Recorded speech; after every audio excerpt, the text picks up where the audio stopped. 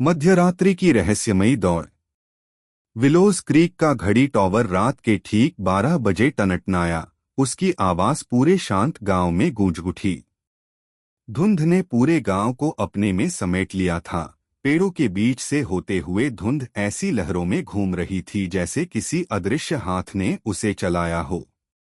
गांव के बीचों बीच एक पुराना अंधकारमय घर खड़ा था जिसे कोई अब याद भी नहीं करता था सिवाय 3 बच्चों के।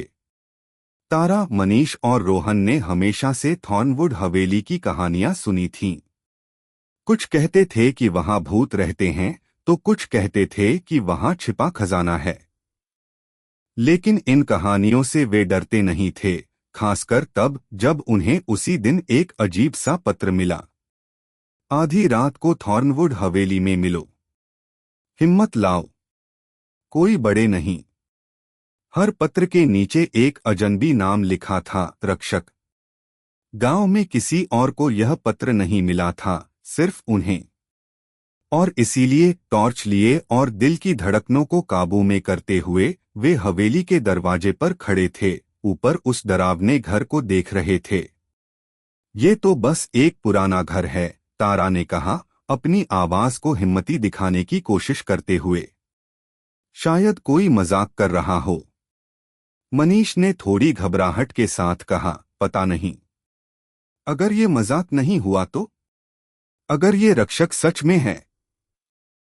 रोहन, जो सबसे छोटा था लेकिन सबसे ज्यादा साहसी, मुस्कुराया।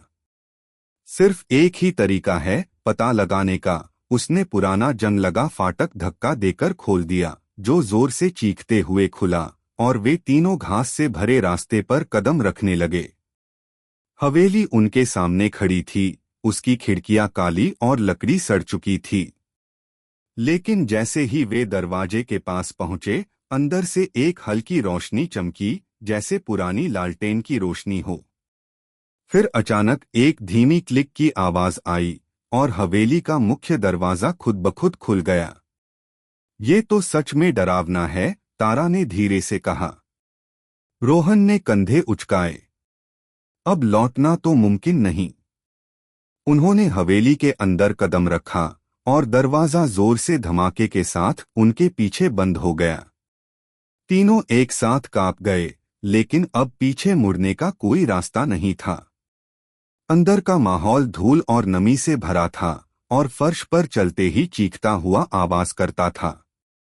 सीढ़ियां ऊपर की ओर घूमती हुई एक बड़े हॉल में जा रही थीं, और दीवारों पर लगी पुरानी तस्वीरों में थॉर्नवुड परिवार के लोग उनकी तरफ देख रहे थे, जैसे वे उनकी हर हरकत पर नजर रख रहे हों। तभी एक गहरी आवाज हवेली में गूंजी। स्वागत है बच्चों, मैंने तुम्हारा इंतजार किया है। बच्चे हिल गए। तारा ने अपनी टॉर्च को कसकर पकड़ लिया और मनीष का चेहरा डर से सफेद पड़ गया। रोहन, हालांकि उसकी आंखें बड़ी हो चुकी थीं, फिर भी आगे बढ़ा। कौन है? कहाँ हो तुम? आवाज ने हल्की हंसी के साथ कहा, मैं रक्षक हूं।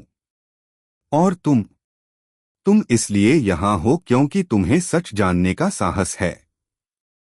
इससे पहले कि वे कुछ कह पाते, जमीन के नीचे से हलचल होने लगी और अचानक बड़ी सीढ़ियां घुमावदार होकर नीचे की ओर चलने लगीं, जैसे किसी गुप्त रास्ते को खोल रही हों।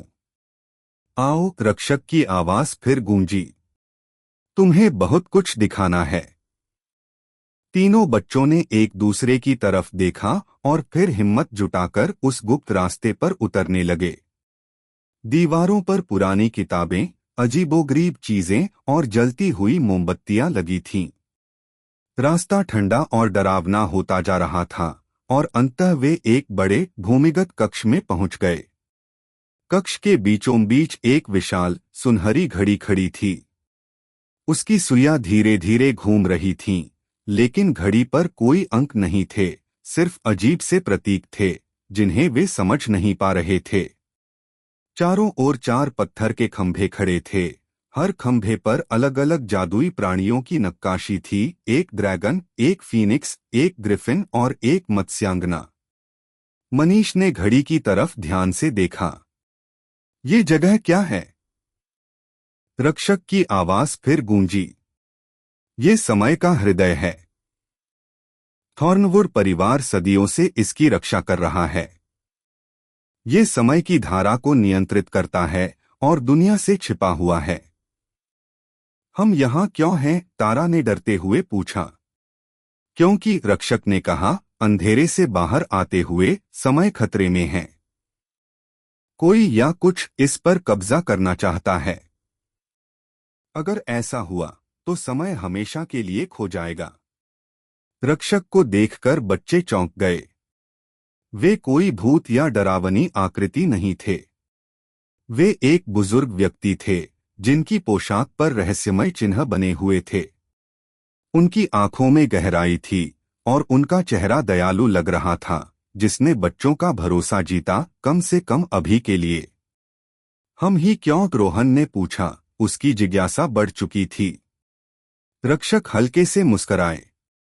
क्योंकि तुम तीनों अलग हो। तुम में वह साहस है जो औरों में नहीं है। लेकिन यह काम आसान नहीं होगा।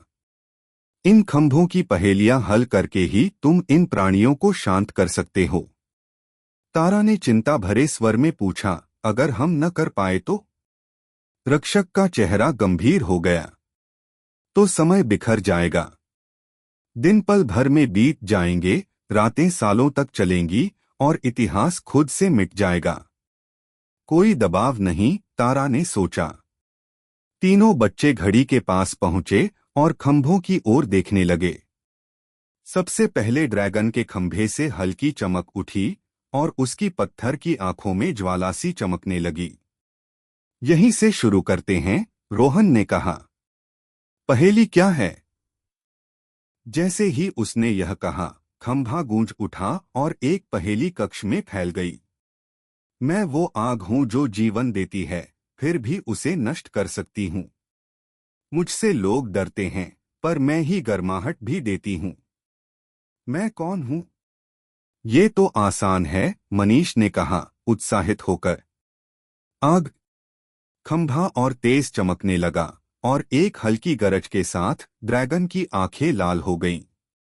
जमीन फिर से हिलने लगी, लेकिन जल्द ही थम गई और खंभा शांत हो गया। एक पहेली हल हो गई, तारा ने राहत की सांस लेते हुए कहा। अब अगली पहेली। ग्रिफिन का खंभा जाग उठा और एक नई पहेली कक्ष में गूंजने लगी।